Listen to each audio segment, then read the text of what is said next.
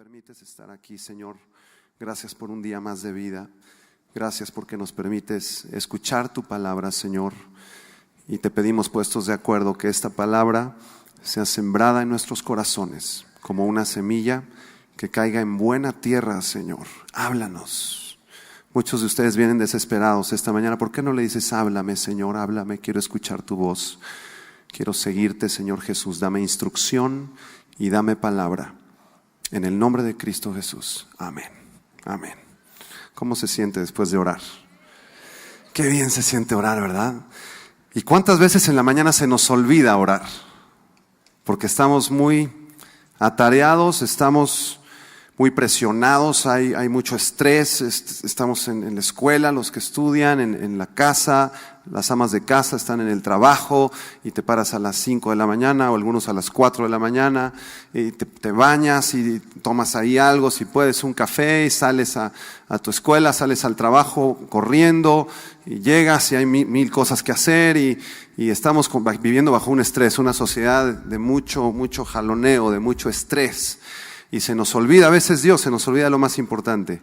A veces somos cristianos del domingo nada más. El domingo nos acordamos de Dios, entonces igual nos paramos en la mañana y nos arreglamos y los niños van tarde y la esposa y vamos rápido y llegamos a la mitad de la alabanza y vivimos vidas muy complicadas, muchos, muy complicadas. Entonces, si vamos a seguir a Jesús, tenemos que estar muy claros de que tenemos que disciplinar nuestras vidas. Tenemos que encontrar disciplina espiritual en la oración y en la palabra. En la palabra. En la mañana, busca de Dios, busca de Dios. Si es necesario que te pares un poco más temprano, busca de Dios. Es importante que permanezcas en la palabra, que permanezcas pegado a la vid. Dice Jesús en el Evangelio de Juan, yo soy la vid y ustedes son los pámpanos, ¿sí? Sí, entonces, Él nos invita a que permanezcamos en Él, a que estemos pegados a Él. Y mientras tú te vas despegando, una mañana ya no oraste, la otra mañana no leíste la palabra, la otra mañana se te fue el discipulado, ese día ya no pudiste, y pasó una semana y pasaron 2 semanas, y entonces empiezan las dudas a venir. Te empiezas a tambalear, empiezas a decir, ¿será cierto o no será cierto? Mejor me dedico a otra cosa, mejor me concentro en hacer dinero para comprar una casa y sentir seguridad y rentar esa casa y tener dinero en el banco y así ya me siento yo seguro. Mejor me dedico a estudiar, mejor hago una maestría, un doctorado para ser alguien en la vida y estar en el negocio de la metalurgia o en el negocio del comercio, o mejor me dedico a otra cosa. Tu mente empieza a ser atacada por el enemigo. Y empiezas a pensar conforme al mundo, te empiezas a parecer al mundo, porque se te olvida que Dios requiere de ti que tú ores, que le busques todas las mañanas, que desesperadamente le busques. Si tú dejas de leer la Escritura, si tú dejas de pensar conforme a la Escritura, si la Biblia ya no es una realidad en tu mente, empiezas a tambalearte, empiezas a tropezarte, empiezas a bandear, empiezas a pensar como piensa el mundo. Y estamos llamados a seguir a Cristo. Estamos llamados a parecernos a Cristo. Estamos llamados a pensar como Cristo. Porque ustedes tienen la mente de Cristo, dice en 1 de Juan. Porque tú tienes la mente de Cristo. Porque Dios no te ha dado un espíritu de cobardía, sino de poder y de amor y de dominio propio. Hay algo aquí adentro de ti que te puede impulsar, que te puede mover a buscarle más, a seguirle más. Y estos tiempos que estamos viviendo son los más peligrosos. Son tiempos de mucho peligro, de mucha inmoralidad. Ya los homosexuales desfilan en las calles, las lesbianas ahí en la televisión, pura inmoralidad, puros chistes obscenos, puros albures, puras cosas que no agradan a Dios. Y el mundo nos está bombardeando constantemente con eso. ¿Cuántos valientes se levantarán y levantarán la palabra de Dios y la espada de la palabra y decidirán ir en contra de la corriente? ¿Cuántos habrán? ¿Cuántos habrán aquí? Aquí hay 1, 2, 3, 4. Amén.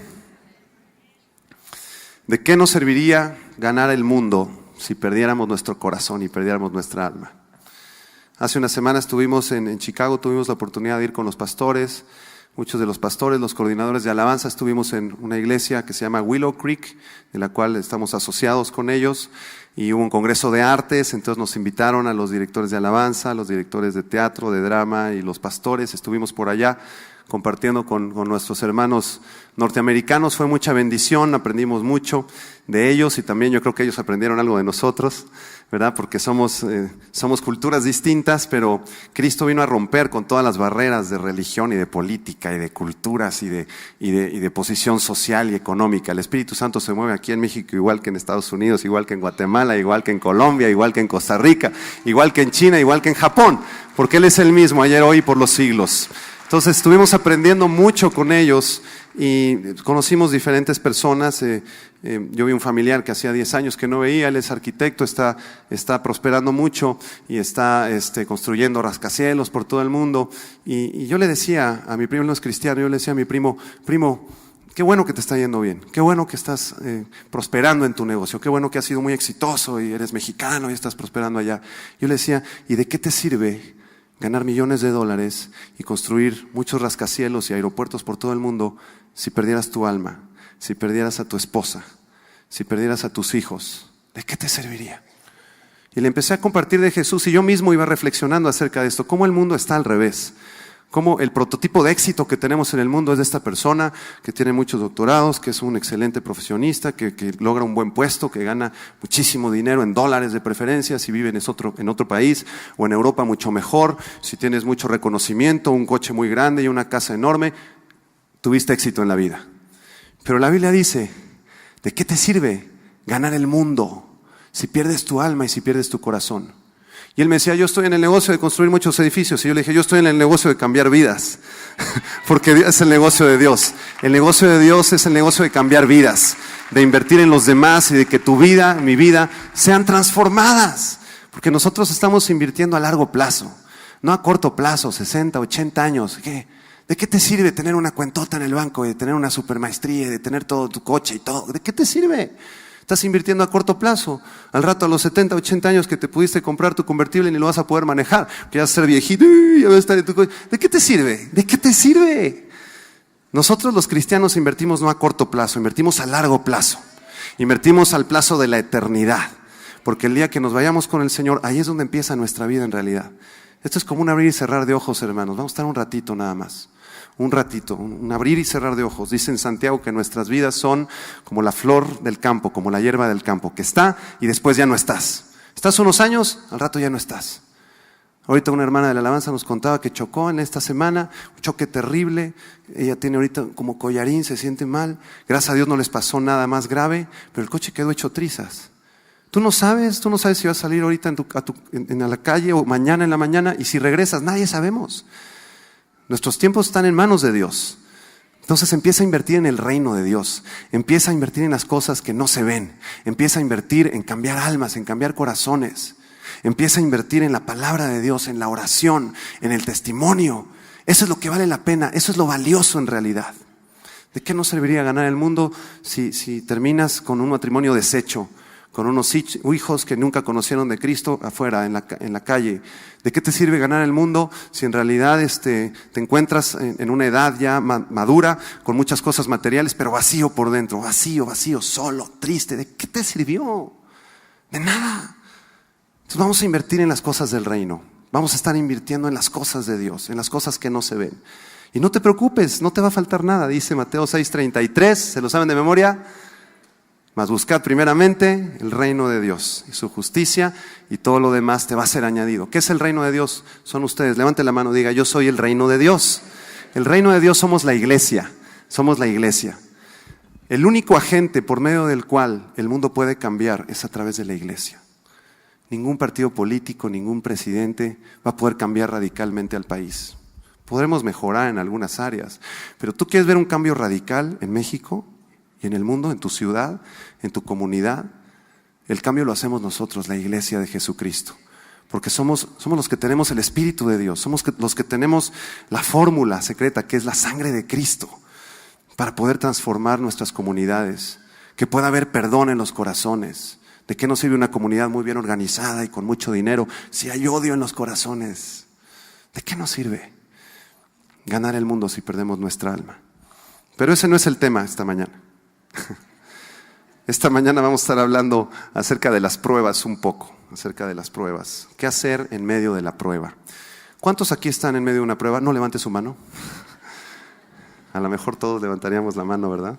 Todos estamos en pruebas, constantemente estamos siendo probados en nuestro corazón.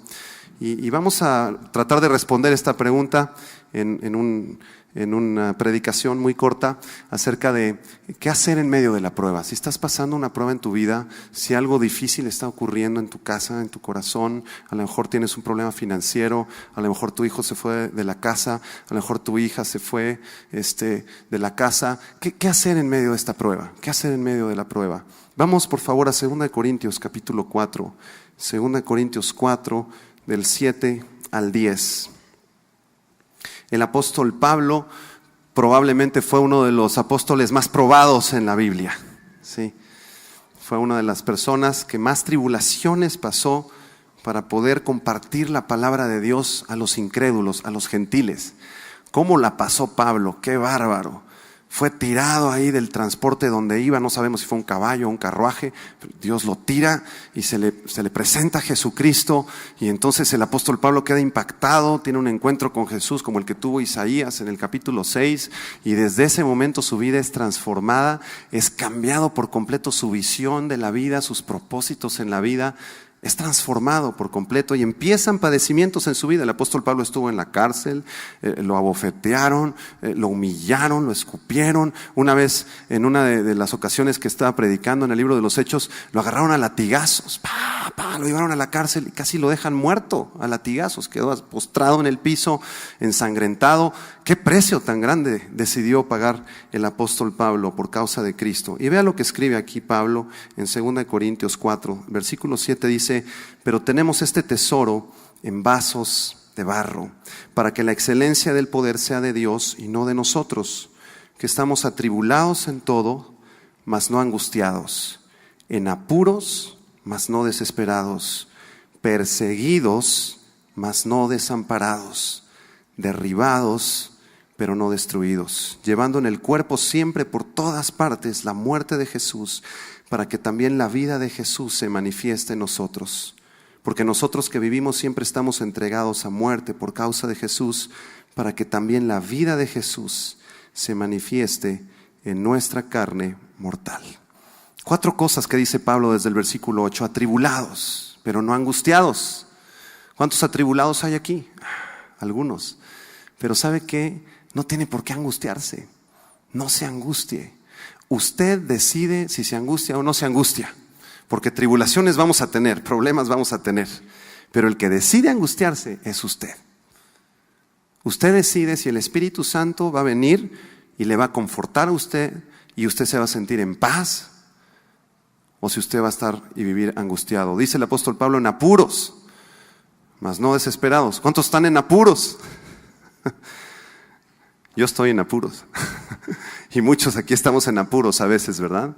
Estamos en apuros, hay presión sobre nuestra vida, hay un estrés grande, pero no tenemos por qué desesperarnos. Perseguidos, mas no desamparados. Muchos somos perseguidos por causa del Evangelio cuando compartes la palabra, y a lo mejor tus familiares no reciben de la palabra y te empiezan a perseguir, te empiezan a criticar, te empiezan a rechazar. Y dice el apóstol Pablo: perseguidos, mas no desamparados. Y lo último que él dice es muy impresionante, porque dice derribados. ¿Es bíblico lo que los cristianos estemos a veces derribados? Podrán venir pruebas y de pronto tú sigues confiando y sigues creyendo y has estado orando, pero a veces ya parece que no puedes. Y quieres tirar la toalla, mano, ya. Y como que estás a punto de ser derribado. Incluso puedes estar derribado, pero dice la Biblia: mas no destruido. Porque dice el salmista: 7 veces cae el justo, pero el Señor le levanta y le fortalece. ¿Sí? Esta mañana lo primero que vamos a hacer en medio de la prueba, los que están tomando notas, es levantarnos en el Señor. Levántese en el Señor. Dile a la persona junto a ti: levántate en el Señor. Levántate en el Señor. Levántate en el Señor. Dile fuerte: levántate. Levántate en el Señor. ¿Qué sucede en nuestras vidas, hermanos, cuando las cosas no salen como tú esperabas? Tú tenías esperado abrir ese negocio y no funcionó el negocio y perdiste un dinero ahí. ¿Qué sucede cuando tú esperabas casarte este año? Ya te ibas a casar, tenías tu novio, tenías tu novia y salió mal y no te casaste y terminó esa relación. ¿Cómo reaccionamos cuando nos enfrentamos a cualquier tipo de adversidad? Cuando vienen huracanes en la vida y no salen las cosas como tú las habías pensado, como las habías programado. Todos enfrentamos retos y problemas en la vida, cosas que van en nuestra contra. Y aunque esas adversidades nos puedan tumbar, nos puedan derribar en lo exterior, debemos aprender a levantarnos en nuestro interior, a levantarnos en nuestro espíritu. Si tú estás pasando una enfermedad, por ejemplo, esa enfermedad te puede postrar en una cama algunos días, posiblemente. Hay cristianos que padecen enfermedades, que están enfermos, es una realidad. Hay cristianos que tienen enfermedades incluso terminales. Pero la decisión de levantarse por dentro te toca a ti.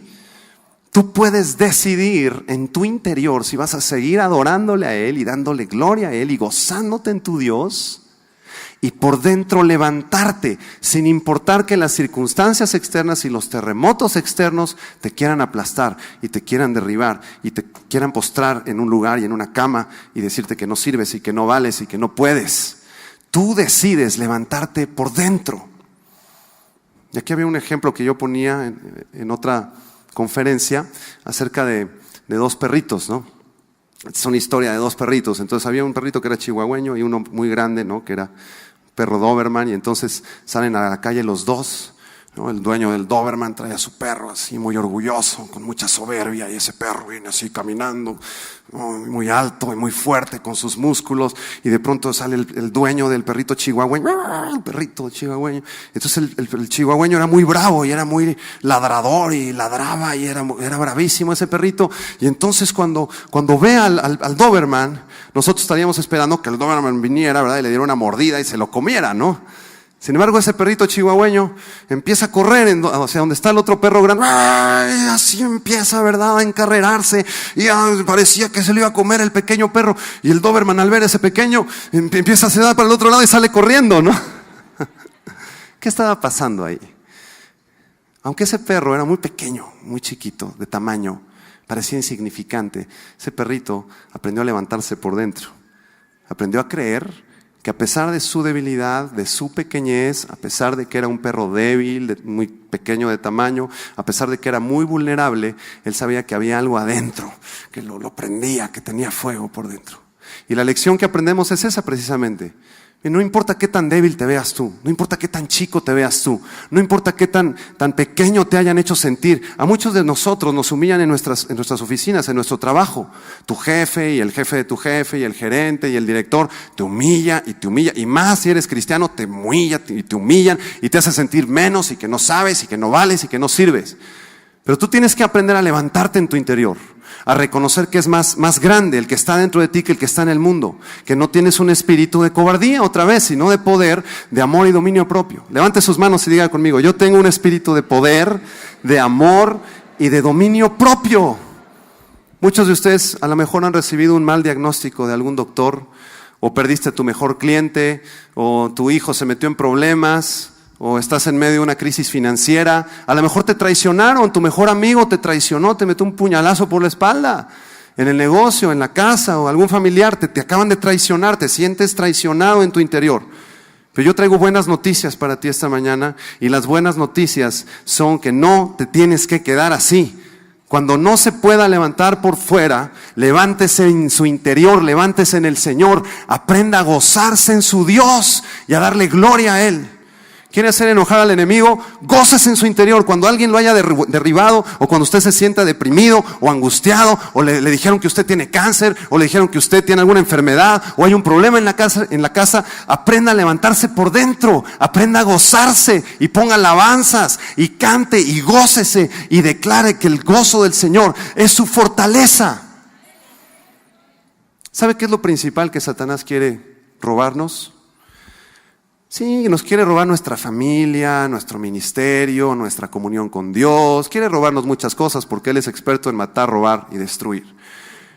Pero sobre lo que Él va, lo que más le interesa destruir en tu vida es el gozo. Porque Él sabe que si tú te dejas de gozar en tu Dios, te va a debilitar, vas a ser un cristiano muy débil. ¿Por qué? Porque el gozo del Señor, ¿qué? Es mi fortaleza. Eso quiere decir que si yo me gozo en el Señor, yo soy fuerte en el Señor. Yo recibo fortaleza de parte de Dios si yo me gozo en el Señor. Y si yo decido salir con una sonrisa ese día, a lo mejor me dieron una mala noticia, hubo un problema, alguna desgracia, alguna situación, vino un huracán a mi vida, un terremoto, se fueron de la casa, me defraudaron. Si yo decido salir con una actitud que agrade a Dios y decido poner una sonrisa en mi rostro y decido empezar a compartirle a la gente y decido empezarle a dar la gloria a Dios y levanto mis manos, y aunque en el exterior parece que todo está devastado y el mundo exterior y las circunstancias que están fuera de mi alcance y de mi control parece que me oprimen y me desgastan y me están aplastando y me están escupiendo y me están pisoteando, yo decido levantar mis manos y decir: yo tengo el favor de Dios, la gracia de Dios está sobre mi vida. Ciertamente el bien y la misericordia me persiguen. En la casa del Señor yo voy a morar por largos días. Háganle como quieran. Si hay revolución social, si hay un problema, si me dijeron que estoy enfermo, si me dieron un mal pronóstico, un mal resultado, a mí me va bien, porque soy hijo de Dios y porque tengo el favor de Dios. ¿Por qué no levanta sus manos y dice: a mí me va bien, yo tengo el favor de Dios?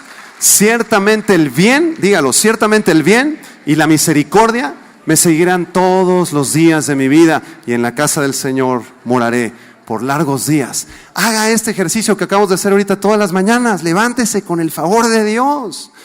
Si usted, muchas, por ejemplo, amas de casa se levantan deprimidas. Y la depresión está gruesa ahorita, ¿verdad? Está gruesa la depresión, o sea, mucha gente se deprime, ¿no?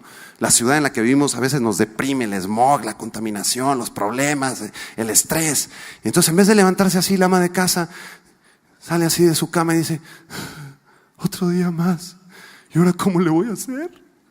Y empieza a lamentarse y empieza a pensar en sus problemas, y en vez de que su mente esté dominada y gobernada por los pensamientos del salmista en el Salmo 23, su mente está gobernada por los pensamientos de los problemas, de las colegiaturas, de la bronca, la enfermedad. Aprenda a extender sus brazos en la mañana antes de levantarse. Ahí en su cama, hágale hacia la cobija y extienda sus brazos. Y diga: yo tengo el favor de Dios, yo soy un favorecido de mi Padre, a mí me va bien, porque Dios está conmigo. El favor de Dios es recibir un trato especial de Dios, porque somos sus hijos. Aprenda a recibir el favor de Dios. Dios quiere entregarle su favor, pero usted tiene que aprender a recibirlo. Si usted no espera recibir el favor de Dios, aunque Dios le quiera favorecer a usted, usted ni se va a dar cuenta. Muchos aquí son favorecidos de Dios, tienes una linda familia, un buen trabajo, tienes bendición en tu casa, estás sano, pudiste venir hasta aquí, tuviste para ponerle gasolina al coche para llegar. Estás favorecido de Dios, pero como no estás en esa actitud de esperar recibir el favor de Dios, te pasa por alto y dejas de agradecerle al Señor. Porque ya lo tomas por hecho, piensas que así tiene que ser siempre, y no.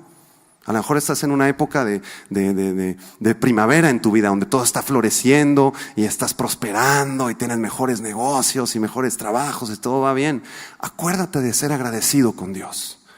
Nunca se te olvide que Dios te quiere favorecer, pero necesita que tú hagas tu parte también, que tú extiendas tus brazos y digas: Señor, yo estoy esperando tu favor, estoy esperando tu favor. El otro día estaba en el cine haciendo fila y entonces íbamos a entrar a ver una película y yo quería comprarme un chocolate de esos ricos así, para entrar ahí a la película. Entonces estaba yo así en la fila y dije: me voy a comprar ese chocolate, ese azulito que está ahí ahorita que lleguemos. Y iba con un amigo, el de las percusiones de aquí, Octavio.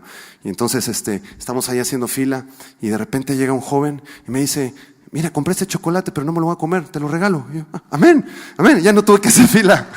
Porque el favor de Dios está conmigo. Porque Dios quiere tratarme, darme un trato especial. Si usted piensa que esto fue casualidad, un accidente de la naturaleza, de que verdad en ese momento concordaron dos vidas para que me regalaran un chocolate, piense usted como quiera. Yo creo que el favor de Dios está conmigo. Yo pienso que Dios quiere favorecerme a mí y a usted también. El favor de Dios está con usted. Gracias, Señor Jesús. Cierre sus ojos. Diga al Señor: quizá no entiendo por qué estoy pasando estas cosas, Señor, estas pruebas, pero entiendo que tú estás al control de mi vida. Gracias, Señor. Dígale: gracias, Señor, porque tú me ayudas en medio de la prueba y porque tú estás a punto de cambiar las circunstancias a mi favor. Gracias, en el nombre de Jesús. Amén. Entréguele sus pruebas a Dios. Entréguele ya sus cargas. Atribulados, pero no angustiados. No tenemos por qué vivir angustiados los cristianos. Sí estamos atribulados, sí es cierto, a veces nos derriban, pero somos gente que se levanta, hermano. Somos gente de fortaleza. Posiblemente usted ha estado orando y ha estado ayunando y ha pedido consejo y ha venido a discipulados y no ve la salida. Parece que Dios no está. Y usted sigue orando. Ese es otro tipo de cristiano, ¿no? El que está orando y esperando y sigue orando y declara que usted está con el favor de Dios y sigue creyendo y busca consejería con un pastor y sigue orando y hace un ayuno y no pasa nada. ¿No les ha pasado eso a veces? Y tú dices, pues ¿dónde está Dios? Si yo sigo orando y creyendo y sigo orando y orando por esa promesa que Dios me dio y no pasa nada. Entonces, ¿qué pasa con Dios? ¿Por qué parece que no está Dios?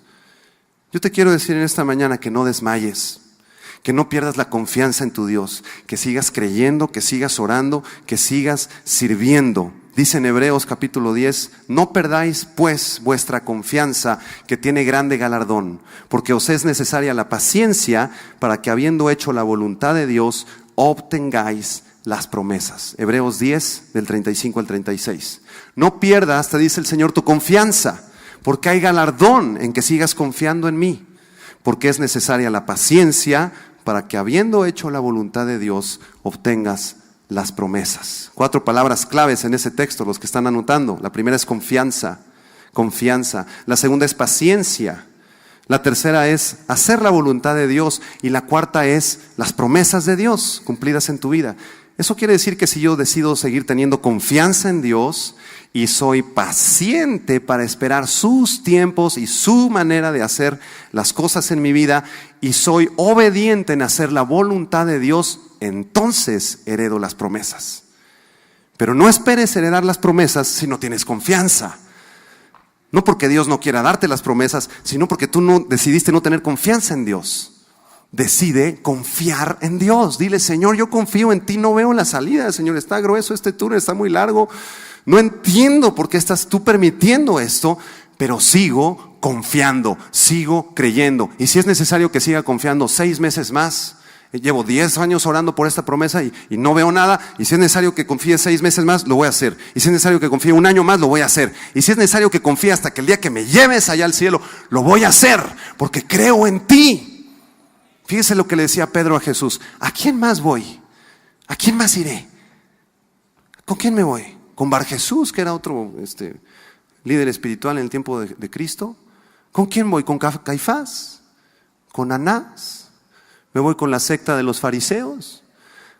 ¿A quién iré si solamente tú tienes palabras de vida?, le dijo Pedro. Siga confiando, siga creyendo. En segundo lugar, sea paciente. Espera que Dios cumpla su promesa y su propósito en el tiempo de Dios, no en su tiempo. Muchos aquí están orando por su pareja y dicen: ay, Señor, llevo 36 años orando por mi pareja y no llega. ¿Qué onda, Señor? ¿Será cierto esta onda? Y hay dudas y preguntas y tú te desesperas y pues, según tú sí confías, pero no eres paciente.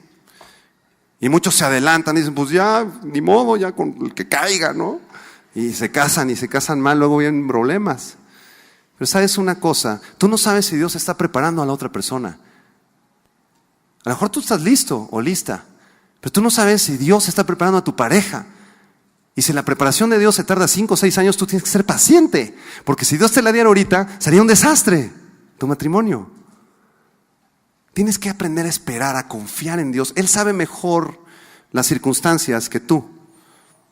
Tu vida es como un escenario, ¿no? Entonces, como este escenario, y hay varios actores, tu familia, tus amigos, la iglesia, aquí vas tú caminando por el escenario. Y tú quisieras, ¿verdad?, que la escena cambiara, ¿no? Que tuvieras ya esa promesa a esa persona, o etcétera, ese negocio, lo que sea, ¿sí? Y entonces, tú tienes que aprender a confiar en Dios y a creer que allá atrás, tras bambalinas, Dios está preparando todo el escenario para bendecir tu vida. Pero que eso va a ser en el tercer acto, no en el primero. Pasa que tú quieres que sea en el primero, porque somos bien desesperados. Dale chance a Dios, espérate, ten paciencia a Dios. En tercer lugar, cumplir la voluntad de Dios, obedecer a Dios, dice en Hebreos 10. La voluntad de Dios para que a través de esa obediencia obtengas las promesas, ¿sí? Entonces las promesas de Dios las obtenemos a través de la confianza en Dios, la paciencia en Dios, la obediencia a Dios, y entonces recibimos las promesas. Dice en Hebreos el versículo 39, 10:39, pero nosotros no somos de los que retroceden para perdición, sino de los que tienen fe para preservación del alma. Hay muchos cristianos que les gusta retroceder. Vienen, avanzan en la vida cristiana, un problemita y ya se echan para atrás. Dicen, no, mejor no. Empiezas a avanzar y te estás discipulando y viene una prueba. Y no, mejor no. Tú querías estar ahí predicando ya en la alabanza y te pusieron en los baños. Tómala. ¿Y cómo vas a reaccionar? O tú ya sientes que ya sabías mucha Biblia, llegas al estudio, tú ya quieres predicar, quieres ya enseñar, ya tú eres maestro. Y te mandan a sacar las copias ahí, al acopiador. Hermano, váyase por las copias, por favor, y aquí barra aquí, para poner aquí el estudio. Y durante el estudio, por favor, me limpia los baños. ¿Cómo vas a reaccionar cuando te pidan hacer algo que no te gusta hacer, que te molesta, aquí en la iglesia? ¿Qué onda? Entonces retrocedes, entonces dices, no, ya no es para tanto, ¿verdad? Me voy a mi casa, no. Soy cristiano, pero no tanto. Y dice el autor de Hebreos, nosotros no somos de los que retroceden. Qué valor, ¿verdad? Qué valentía para escribir esas palabras. ¿Por qué no dice conmigo, yo no soy de los que retroceden? Yo no soy de los que se echan para atrás. Si tengo que seguir adelante en mi vida, voy a seguir confiando en Dios, voy a seguir esperando en Dios, hasta que yo vea las promesas cumplidas en mi vida. Yo no soy de los que se echan para atrás, yo no soy de los que retroceden. Qué interesante que cuando Hernán Cortés llegó a las costas de Veracruz, los marineros cuando vieron a los aborígenes y que estaba dura la cosa y que ahí podían haber muertos y que estaba violento el asunto, dijeron, no, ¿sabes qué? Nosotros nos regresamos. Y durante una noche, cuando estaban durmiendo en el campamento, Hernán Cortés levantó a varios ahí de sus marineros más de confianza. Les dijo, ¿saben qué? Van a regresar al puerto ahí, a la playa, y van a quemar las naves. Aquí nadie se regresa. Y la vida cristiana es así. Si tú le dijiste que sí al Señor Jesús, Él se lo toma muy en serio. Aquí no somos de los que retroceden, hermano. No somos de los que se echan para atrás. Nosotros seguimos adelante. Amén. ¿Por qué no levanta sus manos? Dice esta oración conmigo. Aunque el enemigo me quiera derribar, aunque me quiera dar con todo, su todo nunca va a ser suficiente. No, me podrá tumbar, pero nunca me va a destruir. Seguiré al frente, seguiré confiando, seguiré creyendo, seguiré teniendo paciencia y siendo obediente a mi Señor Jesús. ¿Cómo se siente? Muchos vienen bien desanimados, man. Ya, perdonen a la selección, hombre, ya eso fue ayer, ya. A esos muchachos hay que compartirles de la palabra, ¿verdad? Que no son de los que retroceden.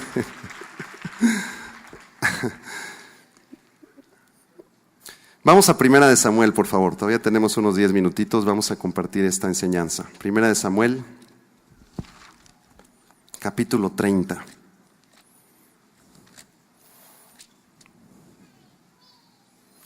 Esta enseñanza está poderosa. Dile al de junto, pon atención. Ahí te hablan.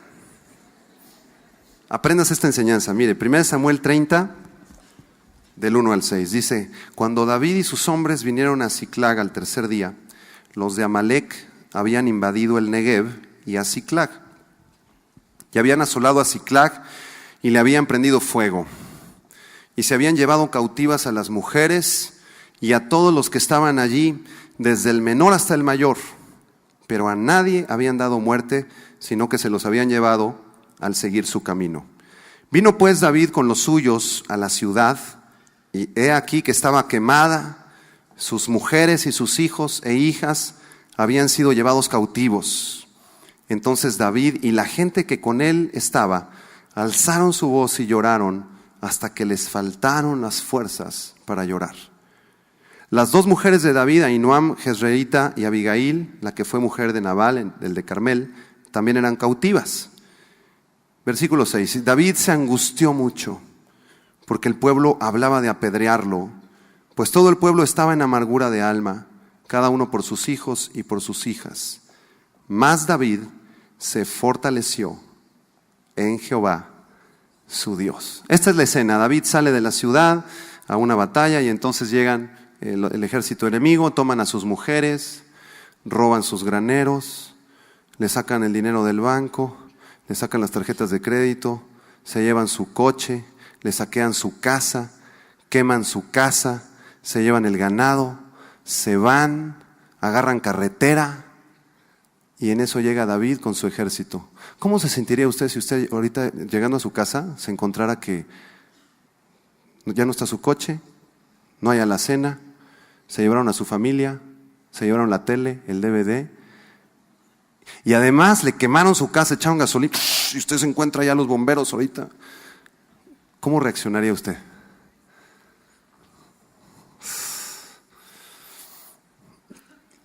Así como usted se sentiría, así se sintió David. Y dice la Biblia que lloró amargamente hasta que le faltaron las fuerzas, se lamentó. Se tiró al piso, ¿verdad? Y hasta que le faltaron las fuerzas empezó a llorar y empezó a lamentar. Pero lo interesante de este pasaje es que en el versículo 6 dice que se angustió mucho porque el pueblo se le echó encima, ¿verdad? Porque habían saqueado toda la ciudad, pues todo el pueblo estaba en amargura del alma, cada uno por sus hijos y sus hijas. Pero la última parte del versículo es la interesante. Mas David se fortaleció en Jehová su Dios. David se fortaleció en Jehová su Dios. Toda la situación del exterior destruido. Estaba derribado, su vida, su casa, su familia, sus mujeres, sus ganados. Pero él decidió levantarse por dentro, fortalecerse aquí. Aquí había algo más fuerte que toda esa casa quemada. Aquí había algo más fuerte que tus enfermedades, que tus gigantes, que tus problemas. Había algo más poderoso aquí adentro, que era el Espíritu de Dios que lo fortalecía. Y en vez de él decidir derribarse y destruirse y abandonar su ministerio y su llamado, él decidió fortalecerse en Jehová su Dios. Nuestras vidas no son muy diferentes que las de David. A lo mejor no encuentres tu casa derribada ahorita que regreses, pero pruebas vas a tener, hermano. Circunstancias duras van a pasar, sufrimientos van a venir. Jesús nunca nos prometió que no íbamos a sufrir. Él dijo, en este mundo tendréis aflicción, pero confíen en mí porque yo he vencido al mundo. Levántate en tu interior, levántate en el Señor, fortalece tu alma y tu corazón en la palabra de Dios, gózate en tu Rey. Ya deje de estarse quejando y fortalézcase aquí adentro. Yo creo que hay dos tipos de cristianos. El cristiano que tiene la montaña de problemas y de angustias y de cosas, circunstancias. Entonces ve la montaña y dice, ay, qué montaña tan grande. Y viene con Dios y le dice, Señor, mira mi montaña, está muy fuerte, muy grande. Y viene a quejarse con Dios de su montaña y le dice a Dios, es que está tremendo, Señor, ayúdame, por favor, cambia, por favor, circunstancias, Señor, ya no aguanto. Y le hablas a Dios de la montaña. Y el otro tipo de cristianos es el que ve la montaña y luego ve a Dios. Y en vez de venir con Dios a quejarse de la montaña, va con la montaña y le dice, ¿sabes qué montaña? Mi Dios es más grande que tú. Mi Dios es más fuerte que tú. Le habla a la montaña y al problema acerca de lo grande y poderoso que es Dios. Es lo que hizo David con Goliat. Todo el pueblo vio a Goliat y vinieron a quejarse con Saúl. Ay, qué grande el problema. Le dio cáncer a la abuelita y ahora qué vamos a hacer. Papá se quedó sin trabajo. El hijo se fue de la casa. A la hija se la raptaron y se la llevaron. ¡Ah! Y vienen con Dios a hablarle del Goliat. Mejor vaya con Goliat y dígale a Goliat de qué tamaño es su Dios. Levántese en su interior. Levántese por dentro. Fortalezcase en su interior. Muchas personas aquí en esta tarde están esperando que Dios cambie su circunstancia. Si Dios cambia tu circunstancia, entonces tú piensas que ya vas a ser feliz, que ya la libraste, que te vas a sentir mejor. Y tu oración es, Señor, ayúdame, cambia mi circunstancia, Señor, por favor. Entonces, si Dios cambia la circunstancia, entonces tú ahí sí ya lo vas a alabar y lo vas a bendecir y hasta te vas a congregar, hasta vas a venir a los estudios. Estás esperando que Dios haga todo. Pero escucha, Dios está esperando que tú te levantes primero en tu interior, que te levantes, que te fortalezcas en Él. Él está viendo con qué actitud vas a reaccionar ante las circunstancias difíciles. Cuando tú hagas tu parte, y cambies tu actitud y decidas darle la gloria a Él, a pesar de los problemas y a pesar de las broncas, entonces Él va a cambiar tu circunstancia. Pero Él no puede cambiar tu circunstancia si tú en tu interior no te levantas. Si no, tú no tienes una actitud de vencedor, de campeón, de fuerte gigante en el nombre de Jesús, de conquistador. Si tú no tienes esa actitud, Dios no puede bendecirte y no puede cambiar tu circunstancia. Dios está esperando ver tu corazón, a ver cómo vas a reaccionar. Cuando viene la presión, cuando viene el problema, ahí sale tu corazón. Ahí se ve qué tipo de cristiano eres. ¿Te acuerdas después de Getsemaní? 2 discípulos, Juan y Pedro, los que siguieron a Jesús en el camino de Getsemaní, hacia el juzgado, hacia la casa de Caifás y de Anás. Y Juan entró, dice la Biblia, ahí hasta donde estaba Caifás y Anás, porque como venía de una clase social alta, Juan era niño fresa, entonces su familia conocía a Caifás y Anás. Y pudo entrar y pudo ver al Señor y tratar de ayudarlo, y le fue fiel Juan, tenía un corazón de siervo Juan, amaba al Señor. Y Pedro se quedó afuera, Pedro era pescador, no pudo pasar. Entonces Juan baja y le dice a la portera, era una mujer, la sirvienta que estaba abriendo la puerta, le dice, oye, deja pasar por favor a Pedro. Entonces Pedro pasa, ¿no? Entonces empiezan a platicar ellos dos, seguramente dicen, oye, ¿qué va a pasar con el Señor? Lo van a crucificar. Y había presión en su corazón y Juan estaba así bien sacado de onda porque había problema. Había ahí una circunstancia muy difícil. Y Pedro también, estaban atribulados los dos. Pero Juan decidió ir hasta la cruz con Cristo. Es el único discípulo que estuvo en la cruz. ¿Se acuerda cuando Jesús colgaba que le dijo, Juan, ahí está tu mamá? María, ahí está tu hijo. O sea, Jesús le encargó a su mamá, a Juan. María vivió con Juan hasta viejita, hasta que murió. Juan se hizo cargo de la mamá de Jesús, de María. Sin embargo, Pedro, ante la presión y ante el problema, le empiezan a preguntar ahí en la fogata, las sirvientas, tú estabas con Jesús, no te hagas. ¿Yo? No, yo no. Y los soldados, sí, cierto, tú eres de los de Jesús. No. Sí, lo vimos con Jesús. ¿Cómo? Tú estabas con Jesús. No. Y en ese momento, ¿qué pasó? El gallo cantó 3 veces, tal como Jesús se lo había dicho.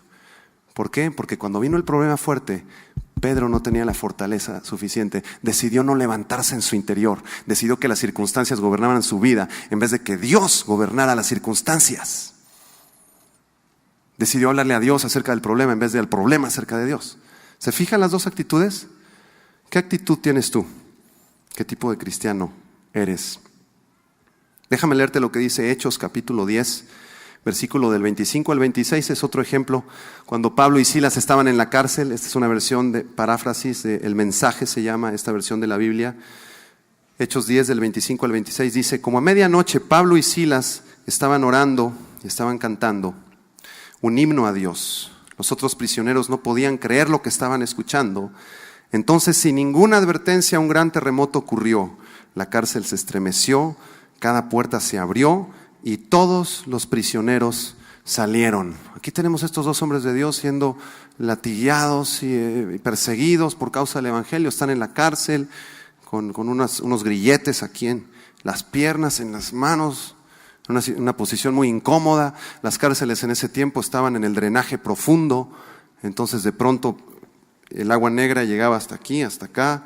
Imagínese usted ahí el olor, ¿verdad? Y las cucarachas, las ratas, y ahí estaban Pablo y Silas. Y en vez de ser derrotados en el exterior, aunque toda la circunstancia del exterior fuera negativa y fuera en su contra, ellos deciden empezar a cantar. Deciden empezar a cantar. Padre, yo te adoro más de lo que pueda yo desear. Tenerlo solo a ti. Y todos los presos así, órale, mano. ¿Qué onda? ¿Qué les pasa a estos? Los presos traían otra onda, ¿no? Estaban en la onda del ¿no? Estaban en otra rola, ¿no? Estaban en otro canal los presos. Pero Pablo y Silas deciden empezar a adorar. Dice esta versión, un gran himno le cantaban a su Dios.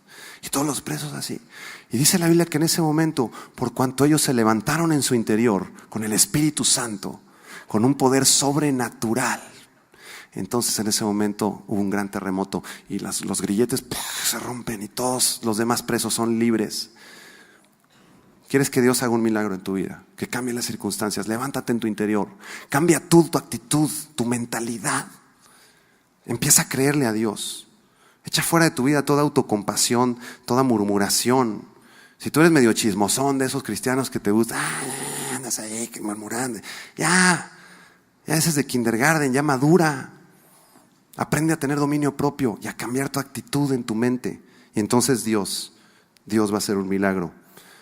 No se dé permiso de alzar la bandera blanca, indicando que se rinde. Salte de tu mentalidad de derrota y empieza a declarar que mayor es el que está en ti que el que está en el mundo. Póngase de pie todo el mundo, por favor. Vamos a hacer una oración para despedirnos. Y yo creo que esta mañana Dios quiere hacer libres a muchos, quiere sacarte de esa mentalidad, ¿no? De derrota que muchos hemos tenido y empezar a creer que nuestro Dios es fuerte y poderoso. Cierra tus ojos, por favor. Vamos a hacer una oración. Hay alguien en este lugar que se ha sentido desanimado, últimamente derrotado, confundido en medio de la prueba. Tienes confusión en tu vida, no sabes bien cuál es la dirección que Dios quiere para ti.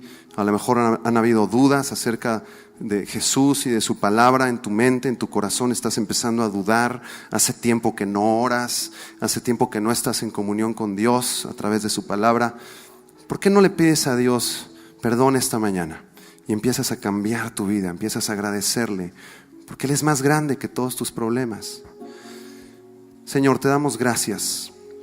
Te damos gracias, Señor, porque tú eres nuestra fortaleza. ¿Y a quién más podríamos ir si solo tú tienes palabras de vida eterna, Señor? Señor, queremos habitar a tu abrigo, Señor. Morar bajo tu sombra, Señor. Levante su voz, dile: Señor, tú eres mi esperanza. Tú eres mi castillo. Yo confío en ti, Señor. Líbrame, Señor, del lazo del cazador y de la peste destructora. Cúbreme con tus plumas, Señor, y ponme debajo de tus alas. Dame seguridad, Señor. Yo declaro en el nombre de Jesús que soy un vencedor, que soy un ganador, que Dios tiene algo fuerte, grande para mí. No temeré el terror nocturno, ni saeta que vuele de día, ni pestilencia que ande en oscuridad, ni mortandad que en medio del día destruya. Te damos gracias, Señor. Te pedimos que tú nos fortalezcas, Señor. Que nos hables, Señor, todos los días, todas las mañanas. Que nos enseñes a declarar tu favor. En medio de un mundo tan difícil, de tanta confusión, Señor, de tanto pecado, enséñanos a hacer luz en medio de las tinieblas. Enséñanos a ser la sal de esta tierra, Señor. Fortalécenos, Señor, en nuestro hombre interior, para poder pasar por las pruebas. Te entregamos toda angustia, Señor, toda circunstancia difícil, de confusión, te la entregamos. ¿Por qué no le entrega a Dios en este momento lo que le está angustiando a usted? Posiblemente sean tus hijos, tu esposo. ¿Por qué no se lo entregas? Dice: Señor, te entrego este problema. Tú tienes el control más que yo, Señor. Entrégaselo. Si usted ha estado desesperado porque Dios parece que no le contesta, ¿por qué no le dice: Señor, yo sigo esperando en ti, Señor? Tú estás preparando, Señor, mi futuro. Tú estás preparando la escena, Señor, para mi beneficio. Yo sabré esperar en ti, Señor. Te entrego, Señor, toda desconfianza, toda desesperación, Señor. Toda inquietud, angustia, te la entregamos esta mañana, Señor. Haznos libres, que tu Espíritu Santo nos toque, Señor, en este momento. Haz libres a muchos corazones, Señor, en el nombre de Jesús. Y si tú todavía no conoces a Jesús, antes de retirarnos, sigue con tus ojos cerrados, por favor. Antes de retirarnos, quiero hacer un llamado. Si alguien no conoce a Cristo, ¿cómo sabes si conoces a Jesús? ¿A dónde vas a pasar la eternidad? ¿Qué pasaría si hoy Dios te llama a su presencia? ¿A dónde vas a estar? Si no sabes la respuesta, es porque no conoces a Cristo. Porque Cristo quiere que tú estés con Él, darte vida eterna. ¿Por qué no le abres tu corazón en este momento? Y las personas que nos visitan por primera vez, o si alguien no está seguro de su salvación, ¿por qué no extiendes tus brazos a Dios, crees en Él y dile estas palabras? Dile: Señor Jesús, me arrepiento de mis pecados, perdóname, Señor. Muchas veces te he fallado, te he traicionado, pero te pido este día que me perdones, que tu sangre me limpie, Señor, y que me des el regalo de la vida eterna. Yo creo en ti, creo que viniste hace 2000 años, que moriste en una cruz y que te levantaste entre los muertos. Dame salvación, dame perdón, dame sanidad y lléname con tu Espíritu Santo. Te recibo como mi Señor, como mi Dios. En el nombre de Cristo Jesús. Amén. Amén.